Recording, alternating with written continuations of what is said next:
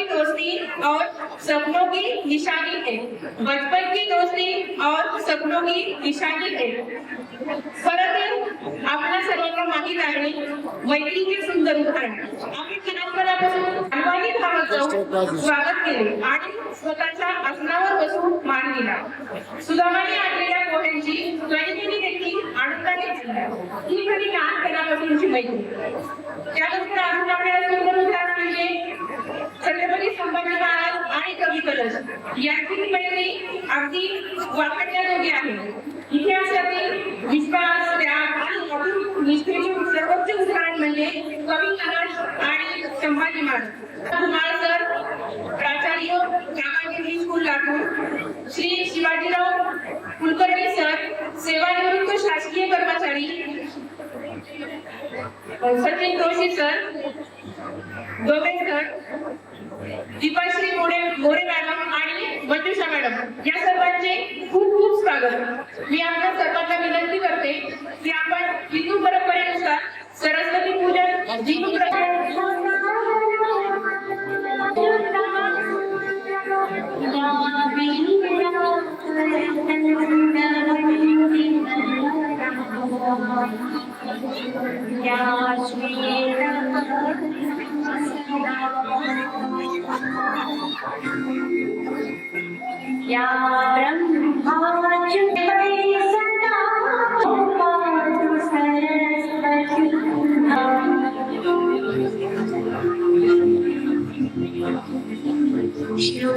या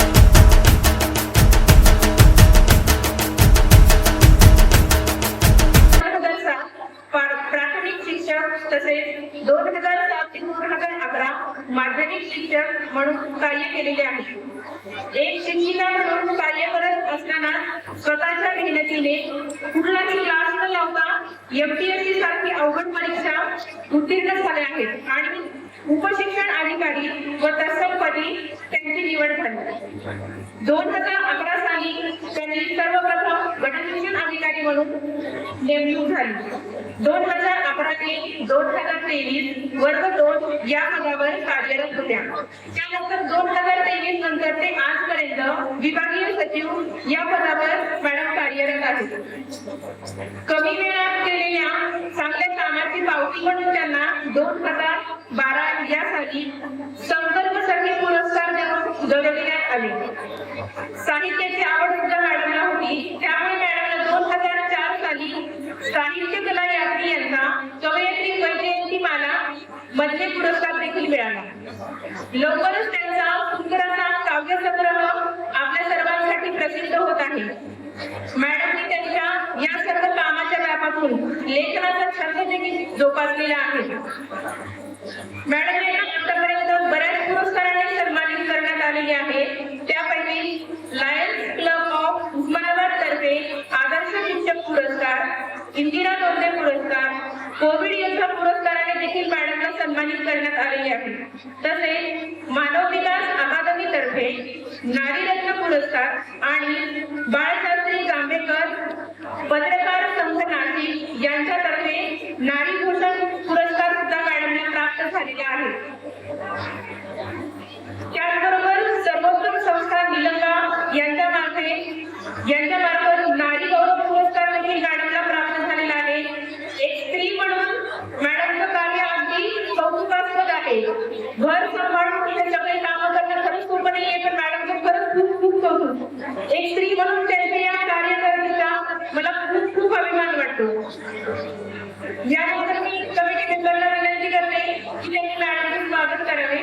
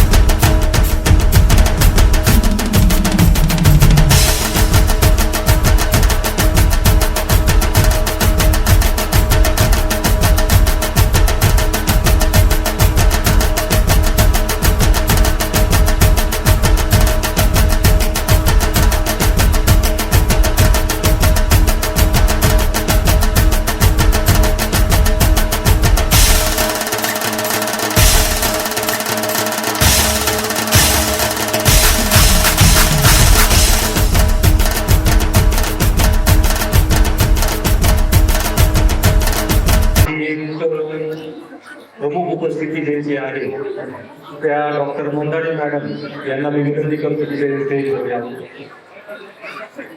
आपण सर्वांनी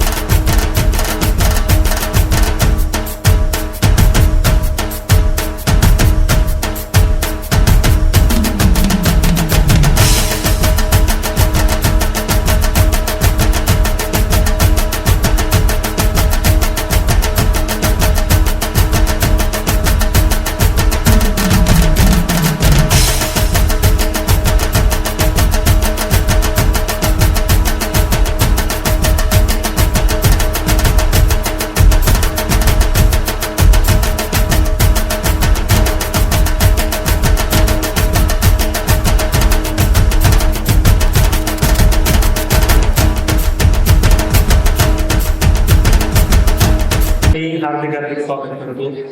आपल्या कार्यक्रमाला थोडासा उशीर झालेला आहे, पण आपल्या या कार्यक्रमाला आज ज्यांची प्रमुख उपस्थिती लाभलेली आहे त्या विभागीय सचिव महाराष्ट्र राज्य शिक्षण मंडळ लातूर इथे कार्यरत असलेल्या अनुपमा भंडारे मॅडम यांचा आज इथे प्रमुख पाहुणे म्हणून उपस्थित आहे. तसेच आमचे ज्येष्ठ बंधू मार्गदर्शक प्राध्यापक विनोद कुमार धुमाळ सर, प्राचार्य काकास इंग्लिश स्कूल लातूर, त्याबरोबर डॉक्टर मंदाडे मॅडम यांची आपल्याला कार्यक्रमासाठी प्रमुख उपस्थिती लाभलेली आहे. आमचे मार्गदर्शक काका, आम्ही ज्यांना काका म्हणतो, ते आमची कुलकर्णी काका जे आहेत त्यांची आज या कार्यक्रमाला प्रमुख उपस्थिती लाभलेली आहे. माझ्या प्रत्येक निर्णयामध्ये, माझ्या प्रत्येक कार्यामध्ये ज्याचा मला खंबीर पाठिंबा असतो तो माझा सखा, माझा मित्र विवेकानंद गवरे यांचे स्टेजवर उपस्थिती आहे. त्यासोबतच विद्याकुल प्री स्कूल आणि विद्याकुल किड्स प्री स्कूल त्या इंचार्ज मोरे मॅडम आणि मुरमुडे मॅडम या दोघींचाही स्टेजवर उपस्थिती आहे. कार्यक्रमाला सुप्रीती हा शब्द जो आहे हा संस्कृत शब्दापासून घेतलेला आहे. सुप्रीती या शब्दाचा अर्थ असतो की एक ब्युटिफुल फ्रेंडशिप, ज्याला आपण एक सुंदर मैत्री असं म्हणतो. त्या सुंदर मैत्रीचा उल्लेख करण्याचं कारण काय? कारण आपण पाहत असतो की लहानपणापासून ते आपल्या कॉलेजच्या शिक्षणापर्यंत, आपल्या व्यावसायिक क्षेत्रापासून ते अगदी म्हातारपणापर्यंत अनेक आपल्याला मित्र लागतात. पण लहानपणाची मैत्री जी असते ती अगदी निर्मळ असते, निष्पाप असते आणि बऱ्याच वर्ष आपल्या आठ दिलेला आहे. प्रतिवर्षी आम्ही अशा पद्धतीची शैक्षणिक सहल अरेंज करत असतो. सर्वप्रथम सांगायचं जर म्हणलं तर आग्रोया नगरची जी आमची स्कूल होती मॅडम, हे 2019 साली जी आम्ही सुरू केली, तर या भागातील लोकांनी अगदी कमी कालावधीमध्ये शाळेला भरघोस प्रतिसाद दिला आणि त्या धर्तीवर आम्ही केशवनगर येथे 2025 जानेवारी 2025 ला आमची दुसरी शाखा सुरू केली. आणि दोन्ही शाळेचं नावामध्ये आम्ही जास्त बदल केला नाही. एक शाळा आम्ही विद्याकुल प्री स्कूल जी आमची मेन स्कूल जे आपण म्हणू शकतो, आणि त्याची जी सेकंड ब्रँच आहे त्याचं नाव आम्ही Vidyakul kids pre primary school असं ठेवलेलं आहे. तर दोन्हीकडल्या मुलांनाही चांगल्या पद्धतीने शिक्षण देता यावं यासाठी आम्ही प्रयत्नशील असतो. आपल्या नवीन शैक्षणिक वर्षाची जी सुरुवात आहे, आता प्रत्येक वेळेला जर तुम्ही पाहिलेलं असेल तर जून महिन्यापासून शैक्षणिक वर्षाची सुरुवातीपासून होत आलेली आहे. पण जर आपण सीबीएसई पॅटर्न फॉलो करतोय आणि सरकार सुद्धा आता 1 एप्रिल पासूनच शैक्षणिक जे वर्ष आहे ते आता सुरू करण्याचा विचारात आहे. त्याच्यामुळं आपलं शैक्षणिक वर्ष जे आहे, मुलांचे जे नवीन वर्ग सुरू होतील ते 1 एप्रिल 2026 पासूनच सुरू होणार आहे.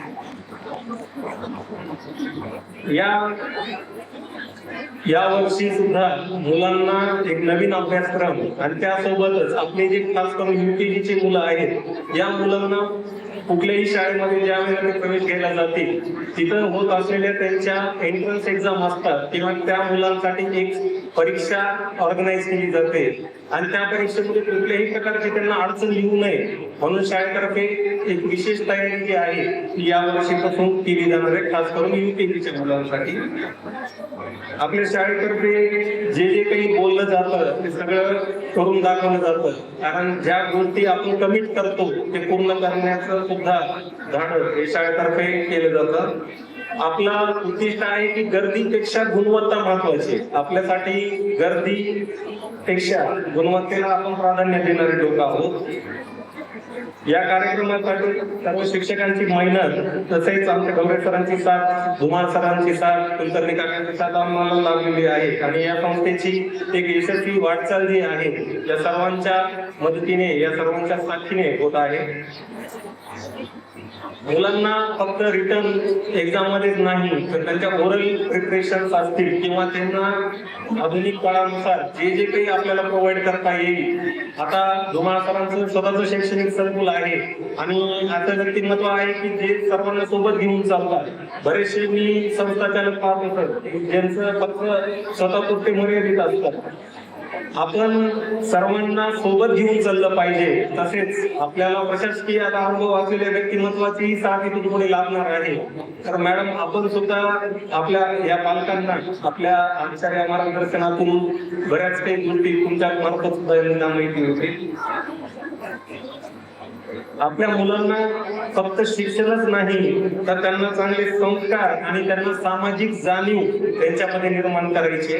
कारण बऱ्याच वेळेला असं झालेलं आहे की मुलं फक्त शिक्षणाने पुढे जातात आणि त्यांच्यामध्ये संस्कार आणि सामाजिक जाणीव जर नसेल तर ती एक प्रकारे फक्त मशीन असल्यासारखं आपल्याला ते प्रोडक्ट बाहेर नाही घ्यायचं. कारण आपण ह्युमन बिईंग आहेत तर आपल्याला त्यांच्यामध्ये कुठं ना कुठेतरी सामाजिक जाणीव पण असणं गरजेचं आहे आणि त्यांच्यामध्ये चांगले संस्कार सुद्धा असणं गरजेचं आहे. आणि यासाठी सुद्धा शाळा प्रयत्नशील राहील.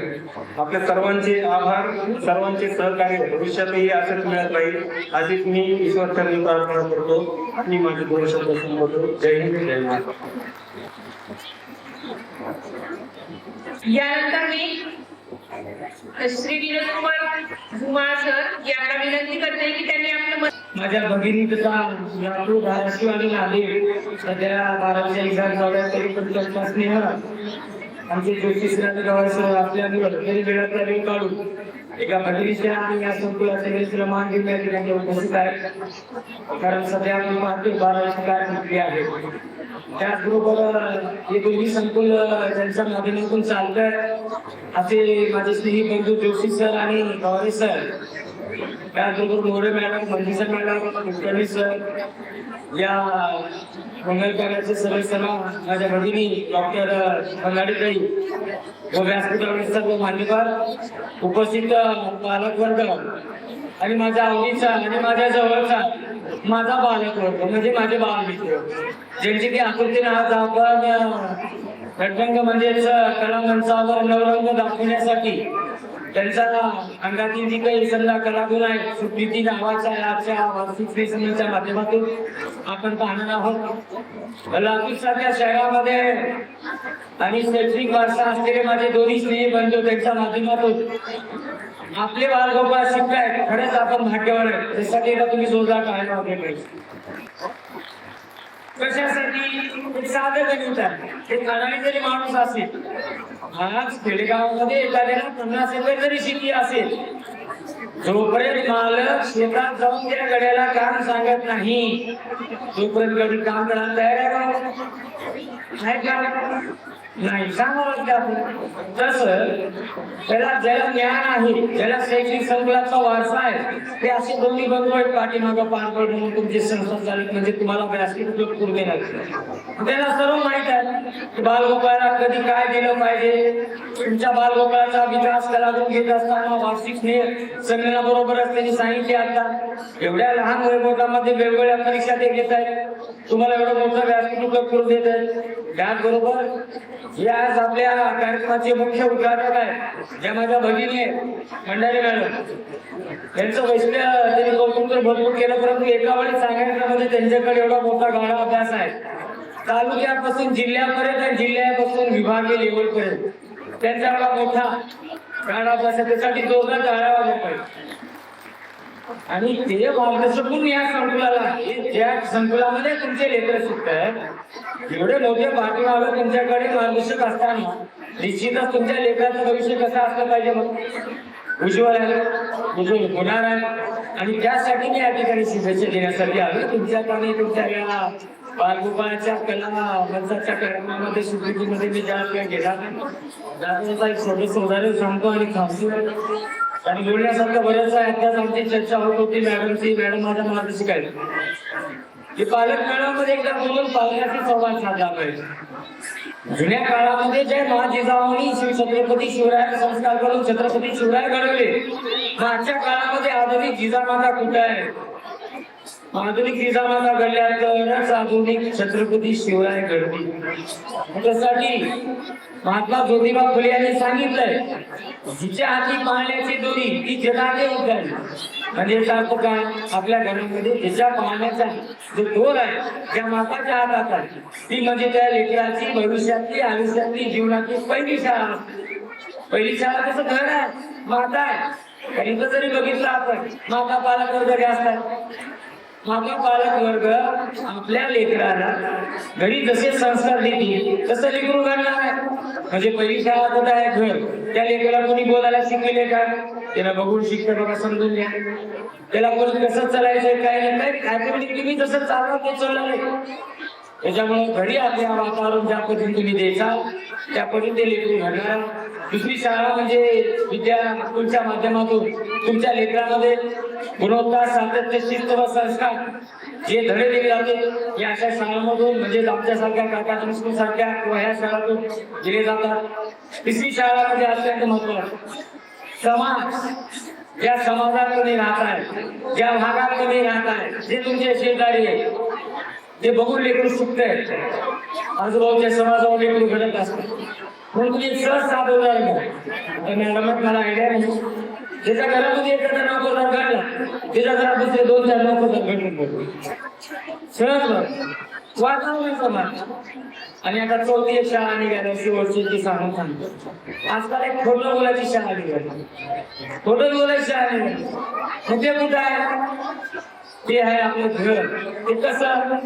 एखादी माय माऊली शेजारच्या आपल्याकडे एखादी साखर जरी मागायला आली, काकू साखर आहे का तुम्हाला विचारलं, तुमचं काय शब्द असते? माय आमची जे आरच समजत. मग ते लेकरू बघायला बाजूला. मग ते गेल्यानंतर मग ते लेकरू मम्मीला म्हणते, मम्मी पप्पाने तर सकाळी साखर आणली, बस तुला कळत नाही. काय? बस तुला कळत नाही. त्या घरामध्ये वडील असलेले असते कंगावर किंवा सोफासेवर फोन आला असतो एखाद्या मित्राचा, कुठं आहे? मी बोलायला तिकडे तिकडे. मग ते लेकरू बघायला परत ते परत तुला फोन केल्या संपल्यानंतर लेकरू विचारते पप्पाला, पप्पा तुम्ही तरी काय? मग तुम्ही कसं तुमच्या मित्राला खोटं बोलायचं? बस तुला कळत नाही. मग एका दिवशी कुणाला खोटं बोलतात? कुणाला खोटं बोलतो? तुम्हाला बोलाय कारण कळत नाही, त्याला असं बाळा नाही. हा साधा मोबाईल अँड्रॉइडचा आहे. मी पाहतो माझी मुलगी स्वतःची आता 3.5 वर्षाची आहे. 2 वर्षाच्या लेकराला जेवढं मोबाईल मध्ये करते 2 वर्ष पण कमी, त्याचं 3 वर्षाला नसतील करायचं. त्या लेकराला मोबाईल मध्ये जेवढं माहिती आहे तेवढं आपल्याला माहिती आहे का? इमानदारीने सांगायचं आहे का? म्हणून मोबाईल पासून लेकराला थोडंसं दूर ठेवण्याचा प्रयत्न करा. आनंदी वातावरणामध्ये शिक्षण बोलण्यासारखं बरंच काही आहे. येणाऱ्या काळामध्ये पावलोपावली तुम्ही ज्या क्षेत्रामध्ये असतात त्या क्षेत्रामध्ये तुमचे लेकरं पारंगत व्हावेत. वेगवेगळ्या माध्यमातून व्यासपीठातून लेकरं घडावेत. आदर्शवत व्यक्तिमत्व म्हणून ज्यांच्याकडे पाहिलं का असं माझ्या महिला भगिनी आजच्या तुमच्या वास्तू श्रेष्ठांच्या आदर्श आहेत. एवढ्या याच्यापेक्षा मोठ्या या कार्यक्रमाची उंची काय असेल?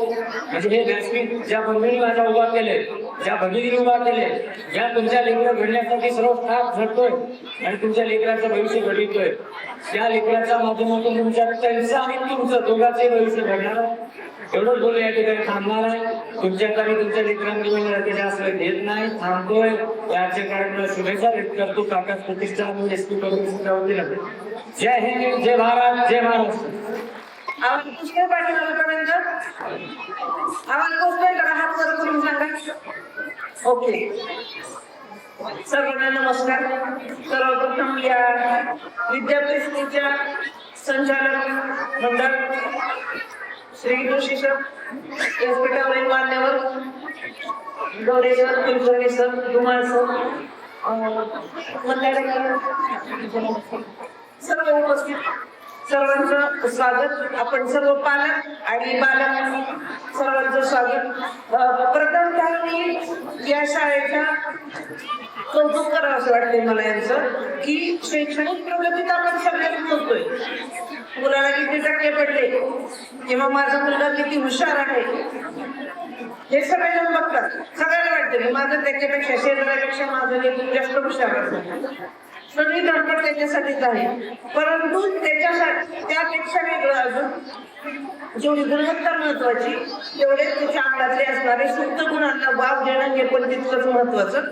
आणि म्हणून हे सुप्त गुणांना वाव देणारा त्यांचा सुप्रीती हा जो त्यांनी गॅलरीचा कार्यक्रम ठेवलाय स्नेहसंमेलन, या कार्यक्रमाचं आयोजन केल्याबद्दल मी खरं तर त्यांचे अभिनंदन करते. विद्यार्थी हे आपल्या भारत देशाची भविष्याची पिढी आहे. ही पिढी कशी घडली पाहिजे, शिक्षित तर असलीच पाहिजे, त्याचबरोबर ती सुसंस्कारी असली पाहिजे आणि त्यासोबत धीर असली पाहिजे, त्यांच्यामध्ये खरं बोलण्याची ताकद असली पाहिजे. या सगळ्या गोष्टी सरांनी 2 उदाहरणं दिली, एक छत्रपती शिवाजी महाराजांचं. पण आपलं कसं झालेलं माहिती का, मी पण तुमच्यातलीच आहे बरं का, मोठ्या पदावर असले माणूस म्हणून मी पण तुमच्यातलीच आहे. आपल्याला असं वाटतं की शिवाजी जन्म कोणतं शेजाऱ्याच्या घरी, कारण शिवाजी घडवण्यासाठी जिजाबाईंना काय कष्ट घ्यावे लागले, ती जिजाबाई ती माऊली झाली. तेवढं कष्ट तुम्ही आम्ही नाही करू शकणार, तेवढं कष्ट आपण घडवू शकणार नाही, कारण त्यासाठी त्याग इतका महत्वाचा आहे. काही गोष्टींचा त्याग करावा लागतो तेव्हा शिवाजी जन्माला येतो. आणि म्हणून शिवाजी परिपूर्ण शिवाजी महाराज असले तरी काही अंशी असताना प्रत्येक घरात शिवाजी असायला हवा. त्या येत्या पिढीसाठी नवीन येणाऱ्या तुमच्या संकटांसाठी, सगळीच संकट आर्थिक असतील, सामाजिक असतील, सगळेच धार्मिक संकट असतील, सगळ्याच गोष्टीसाठी शिवाजी सोबत जिजाबाई पण आपल्याकडे असायला हवी, त्यासोबत सावित्री असायला हवी, त्यासोबत राणी लक्ष्मीबाई असायला हवी, त्यासोबत अहिल्याबाई होळकर असायला हवी. अशी कितीतरी नावं आहेत ज्यांच्या इतिहासाच्या पुस्तकात कुठेही नावं नाही, ते सगळे भेटले पाहिजे. सगळ्यामध्ये चांगला एक गुण असतो, वाईट एक गुण असतो. आपण वाईट गुणांना सोडून देऊया आणि चांगले गुण धरायचे. प्रत्येकाला असं वाटतं की माझा मुलगा खूप हुशार व्हावा, किंवा प्रत्येकाला आजकाल तर आम्ही आपल्या स्टेजवर बोलत होतो, आपल्यामध्ये इतकी अशी क्रेज तयार झाली पालकांमध्ये की प्रत्येकाला वाटतं की माझं मूल डॉक्टर व्हावं, इंजिनियर व्हावं. जर बिना विद्यार्थी असेल, 12वीला असेल तर 10वीपासून 9वीपासून 8वीपासून त्याची तयारी की मला नीटची तयारी करायची, त्याला जेईची तयारी करायची. आणि म्हणून सॉरी जरा धुळीची अलर्जी आहे तर नीटची तयारी करायची आणि जेईची तयारी करायची. मग काय नॉमिनल ऍडमिशनचा एक खंडा तयार झाला, कुठेतरी एखाद्या खेडेगावात ऍडमिशन घ्यायचं आणि शहरी भागात क्लास करायचे. मला सांगा, असा घडलेला डॉक्टर ज्याचं पुस्तकी ज्ञानाचा अभ्यास झालेला नाही, किंवा असा एखादा इंजिनियर ज्याचा बेस पक्का नाही, त्याच्याकडनं तुम्ही घर बांधून घ्याल का? किंवा त्याच्याकडे तुम्ही तुमच्या आजाराचं निदान करायला औषध घ्यायला जाल का? जाणार का? त्यानं बांधलेलं घर कसं असणार आहे? 10 वर्षानं त्या घरात पाणी मुरणार आहे. आपल्या घराचं आयुष्य, आपल्या आयुष्याची पुंजी आपण घर बांधताना करतो. घर बघावं बांधून म्हणतो, आयुष्यात एकटाच होतो आणि लग्न पाहावं करून नंतर एकदाच, दुसऱ्यांना तेवढा खर्च करू शकत नाही.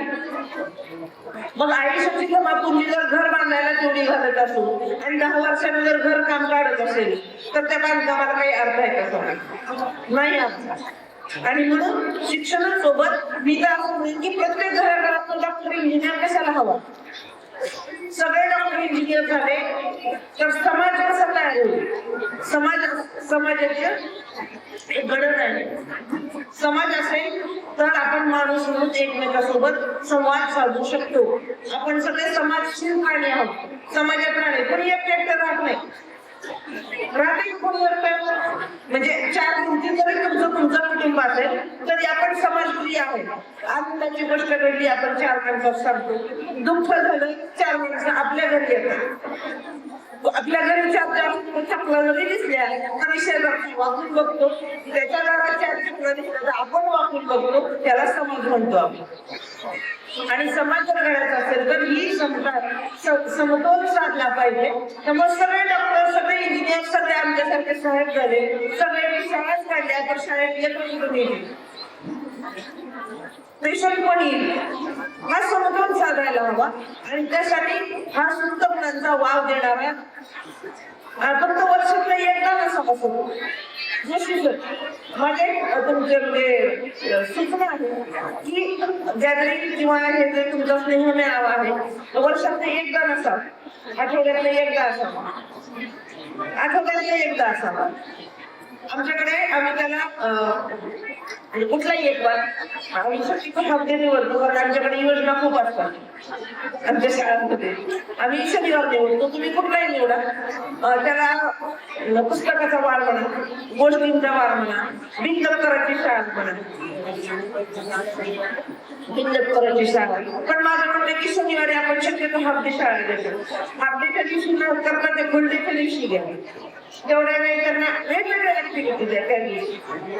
हा अगदी त्या दिवशी दप्तर जाण्याचं त्याला जे वाटते त्याने त्या दिवशी ते करावं.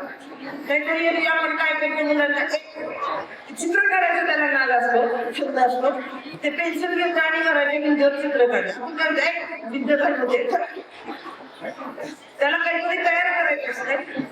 पण आपण म्हणतोय हात घालवते तुम्ही आम्ही मातीतच खेळलोय ना, आपण खेळलोच की नाही खेळलो, आपण खेळलो ना, त्यालाही खेळलो. आपण बिघडलं तुम्ही बिघडा, त्यालाही घडायला हवं, संस्कार त्याला द्यायला हवेत.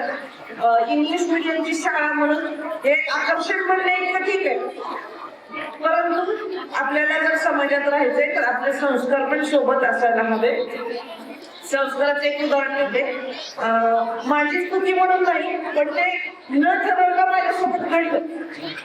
एक गंमत आहे, मला 3 वर्षाची नात आहे एवढी छोटी, आणि त्या दिवशी सुट्टीचा होता आमच्या ऑफिसमध्ये कामं चालू होती परीक्षेची. माझी नात मला म्हणाली की आजी मला तुझ्यासोबत यायचंय. घेऊन गेले, पाच म्हणजे ऑफिसचं काही काम नव्हतं, फक्त देखरेख करायची होती. त्याला छोटीला घेऊन गेले, तिला थोडं बोर होत होतं म्हणून गार्डनमध्ये फिरायला नेलं. येताना एक शिक्षक ओळखीचे भेटले, मग मला नमस्कार केला.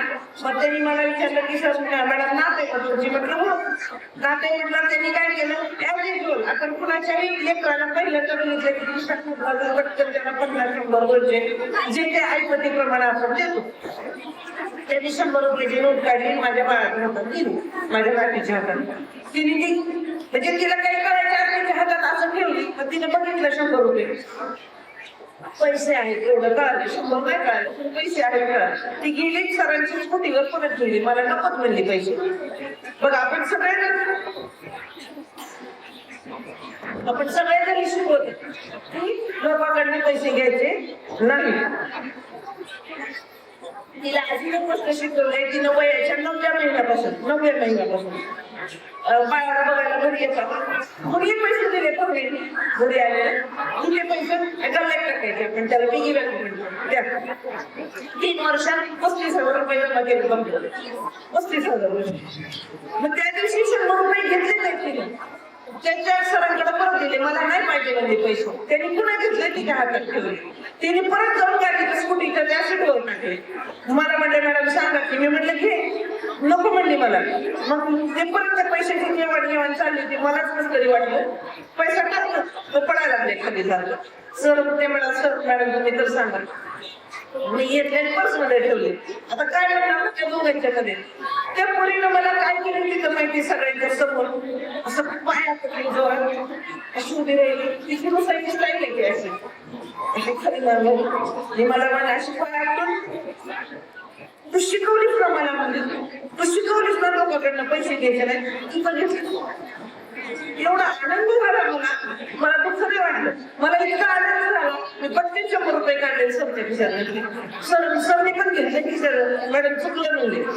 मी जेव्हा कधी येईल तेव्हा तिला खाऊ घेऊन येईल म्हणले, पण तिच्या हिंदीची दाद द्यायला लागेल म्हणले. पण एवढ्या सगळ्या तिनं म्हणून दाखवलं की तू मला शिकवलीस, मग तू का पैसे घे. त्या दिवशी मी खूप खुश झाले. तिला घरी खायला जाताना घरी जाताना खाऊ घेऊन गेली. एवढी खुश झालेली. म्हणजे आपलं संस्कार जसं पेरलं तसं उगवतो, जे पेरतो तेच उगवतं. तसं आपली पेरणी चांगली व्हायला हवी. पण पेरणी सोबत आपल्याला खत पाणी पण लागते. आपल्याकडे बरेचसे शेतकरी असतील किंवा शेती असेल तुमच्याकडे, पेरणी केल्यानंतर फक्त धान्य काढायला जात नाही, आपण रास करायला जात नाही. आपण मध्ये मध्ये जातो, खुरपायला जातो, खत टाकायला जातो, फवारायला जातो. ओके तेव्हा कुठं चांगलं पीक येतं. एकराला किती पडलं म्हणजे, आणि माझ्याकडे शेती नाही त्यामुळे मला माहित नाही. पण मग आपण उत्पन्न घ्यायचा विचार करतो की किती उत्पन्न साधारण घेईल. आपली शाळा तशीच आहे, आपलं मूल पण तसंच आहे.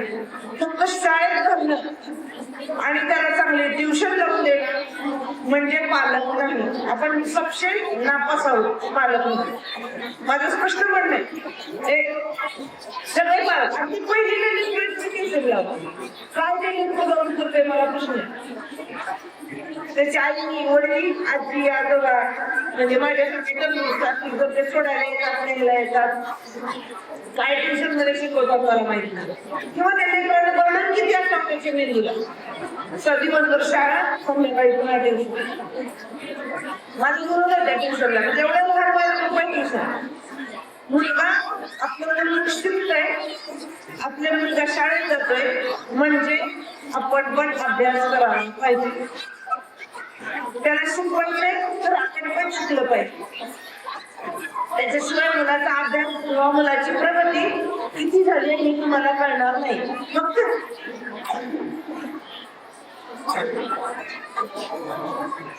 परत परत माफी नसते, शेवटपर्यंत माफी.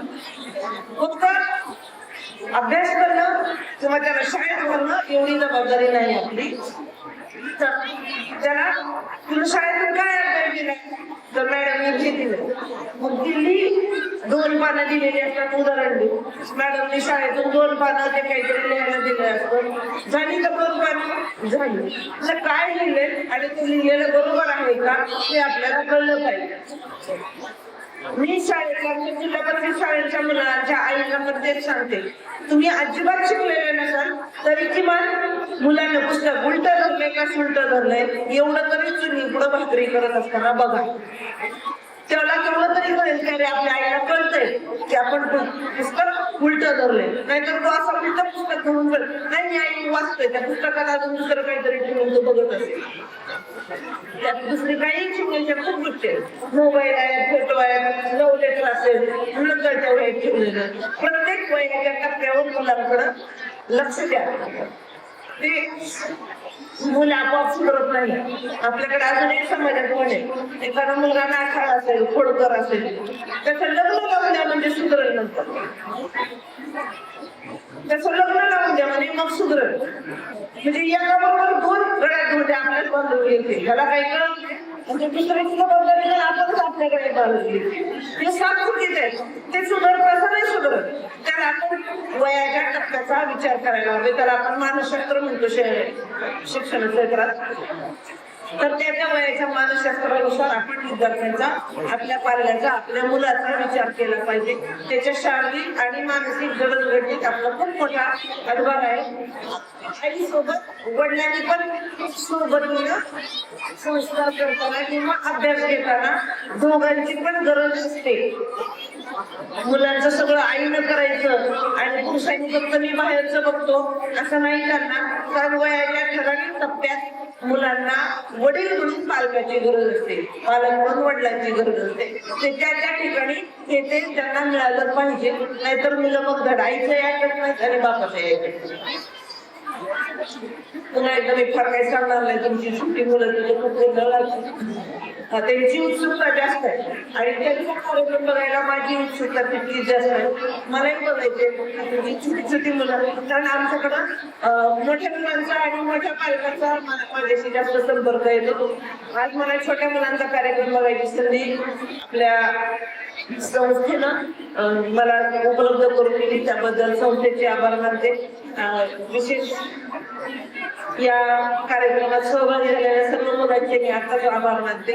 आणि विशेष म्हणजे या शाळेचं एक छोटंसं स्वरूप मला इतकं मोठं बघायला मिळतं. त्या ज्योती मॅडमचे पण मी आभार मानते आणि माझे 2 शब्द संपवते. धन्यवाद. ज्या काही सूचना त्यांनी केल्या त्या सूचना आम्ही अवश्य पॉझिटिव्ह पद्धतीने कसा अंमलात आणता येतील त्याचा खूप प्रयत्न करू.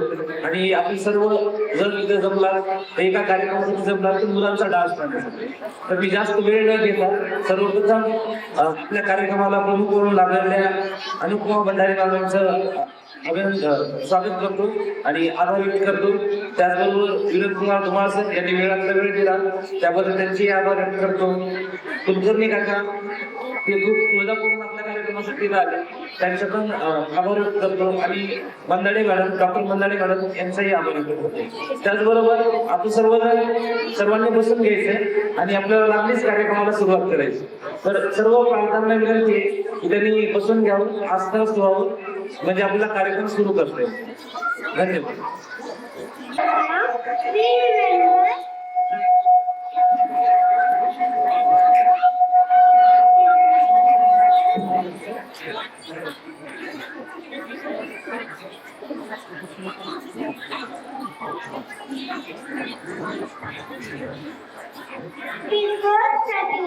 Program, we remember Lord Ganpati. Ganpati Bappa is born and he has met in our life. Let us pray to Ganpati Bappa to bless all our friends and children. Welcome to Ganpati Bappa. सर्वांनी एकदा म्हणायचंय Ganpati Bappa.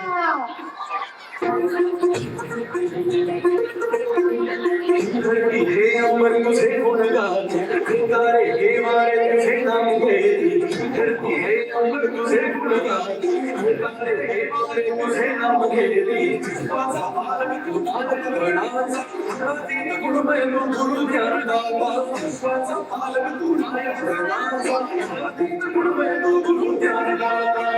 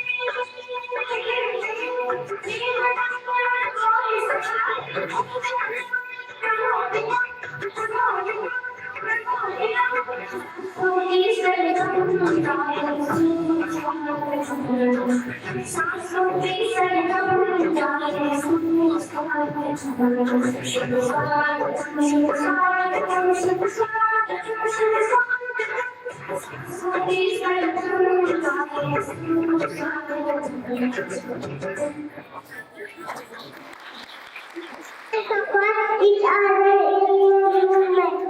These dance shows the bond of friendship. Love each other. चले कैसे हवा? These claps for change and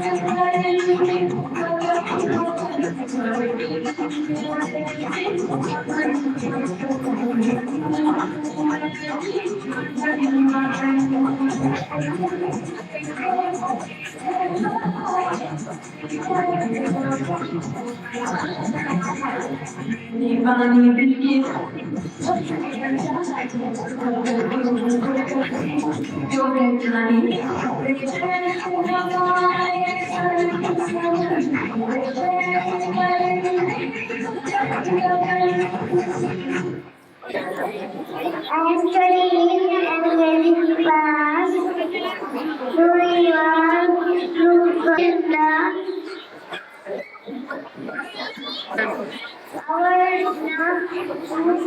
our star?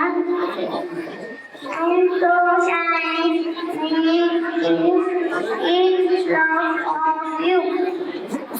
Now I'm sitting and feeling bad for the lesson.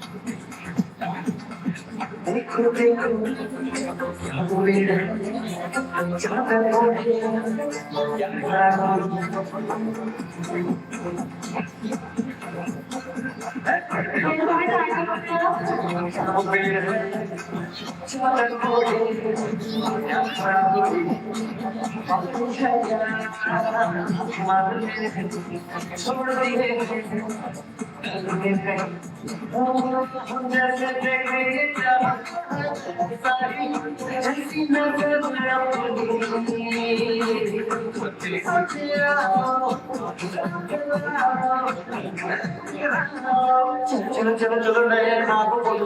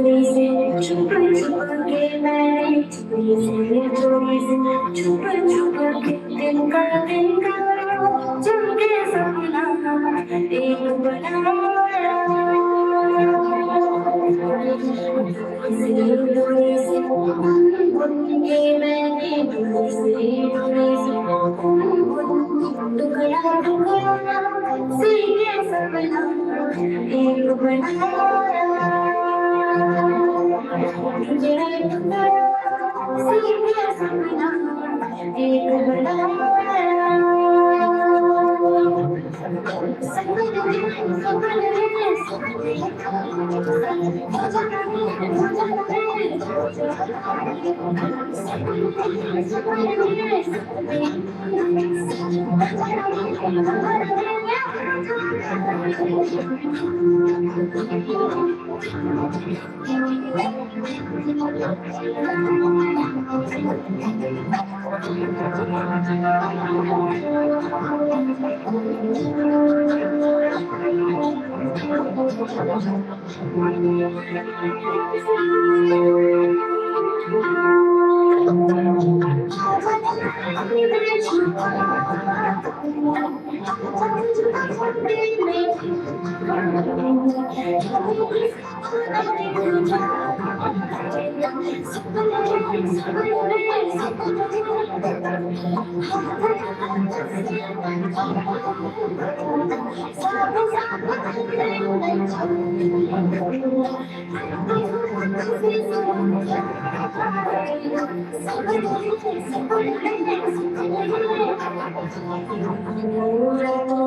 जग जग के मैंने तो गोरा तो जग जग के तारा तारा तुमने सपना एक बनाया तारा तारा तुमने सपना एक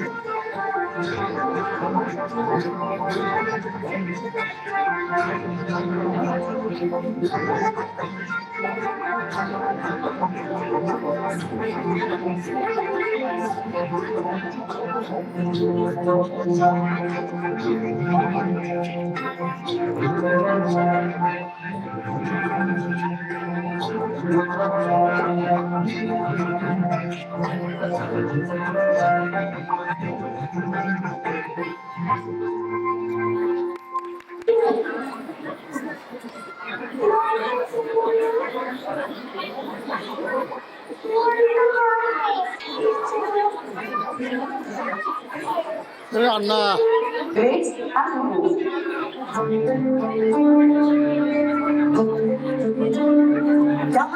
अंबर से सूर्य चढ़ता है क्या कभी दिलवानी दीपक जलता है क्या कभी अंबर से सूर्य चढ़ता है क्या कभी दिलवानी दीपक जलता है कैसी है छोड़ कर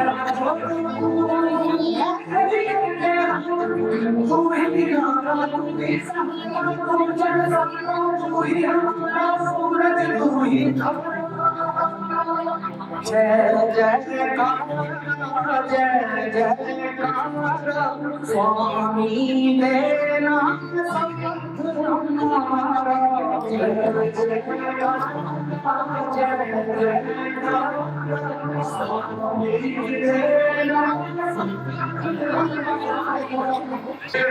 जैसे सची बचाए नसीबी तब तक ओ पटक पटक के सर बिहारी नॉलेज की दीवार चढ़ जाए जो बुखार कभी से तो खिस खिस कर देखा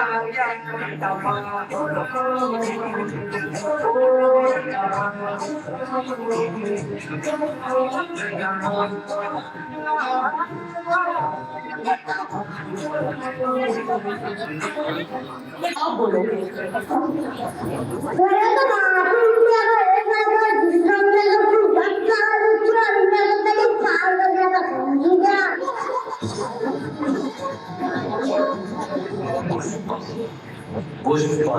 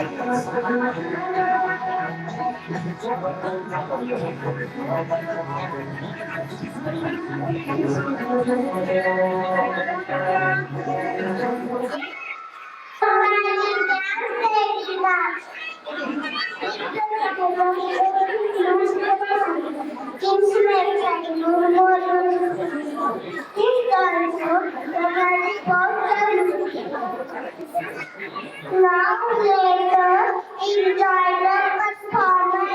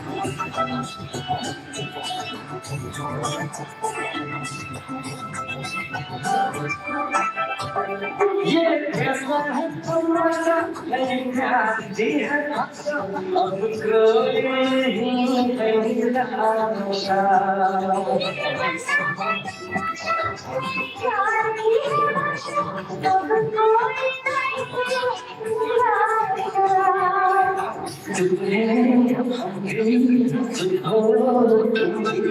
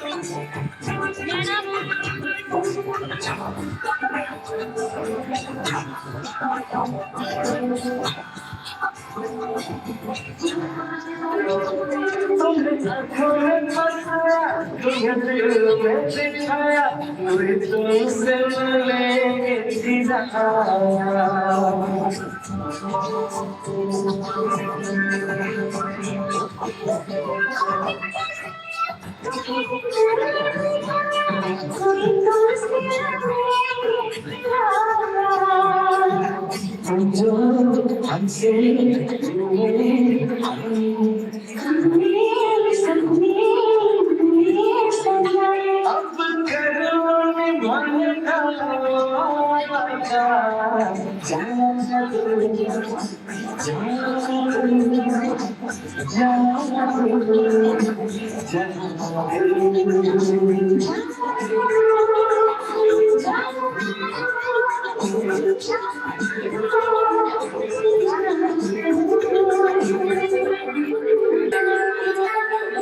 छोटे छोटे शहरों से आगे भोर दोपहरों से हम तो छोला उठा के चले बारिश कम कम लगती है या कम लगती है हम समुद्र के अंदर चले छोटे छोटे शहरों से आगे भोर दोपहरों से हम तो छोला उठा के चले बारिश कम कम लगती है या कम लगती है हम समुद्र के अंदर चले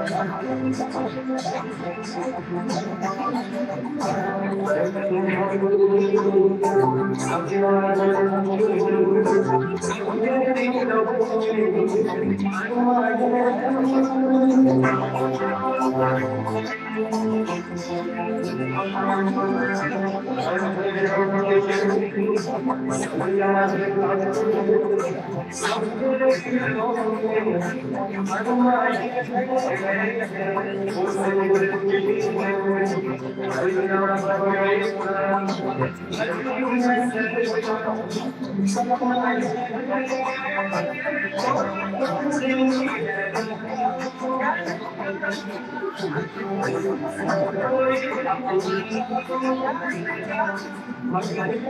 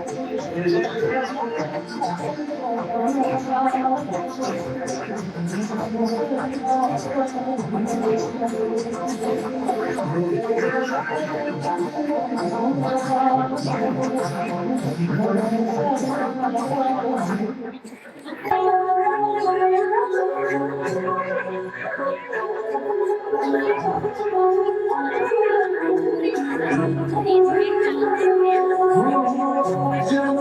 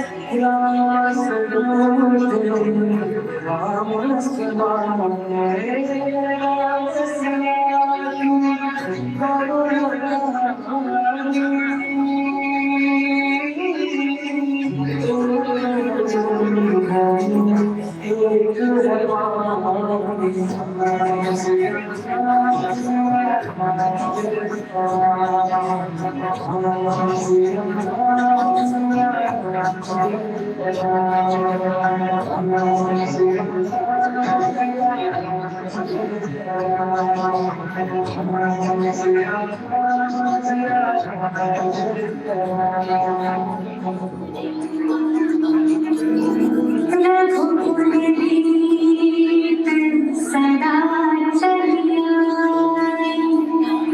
प्राण जाए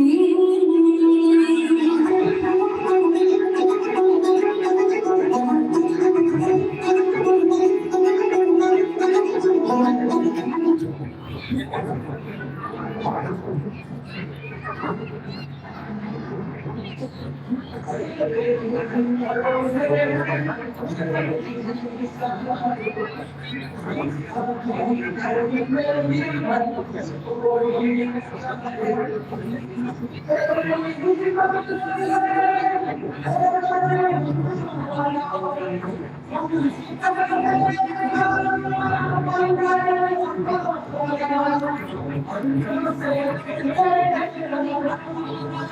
वचन न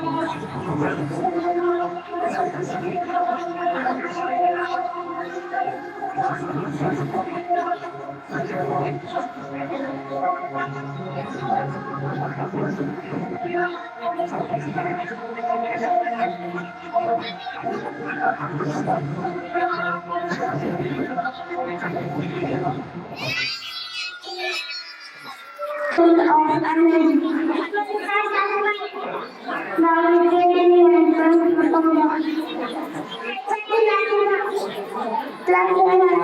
friends.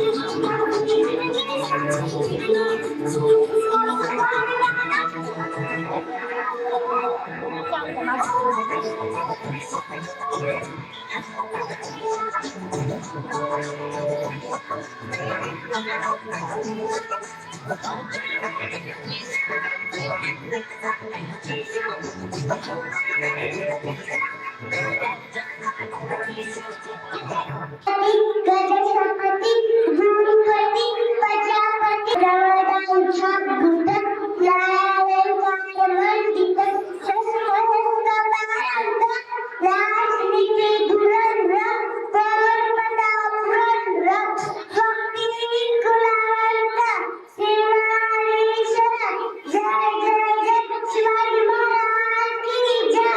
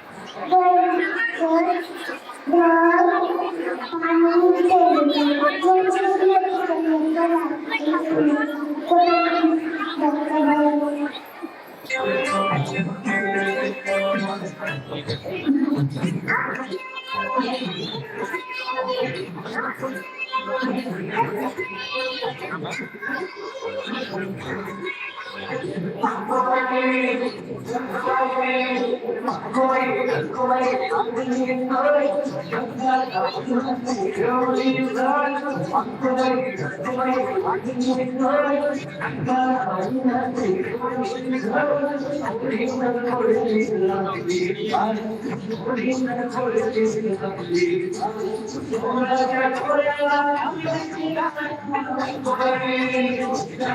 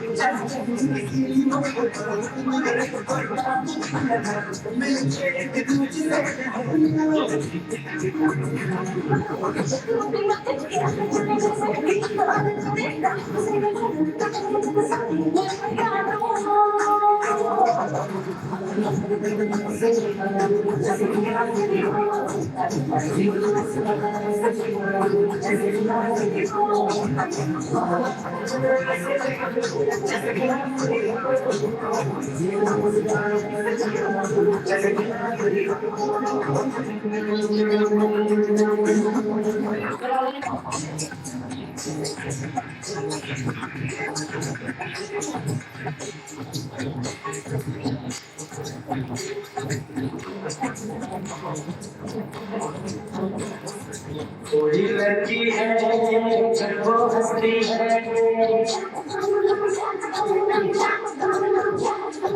कोई लड़की है वो हंसती है बारिश होती है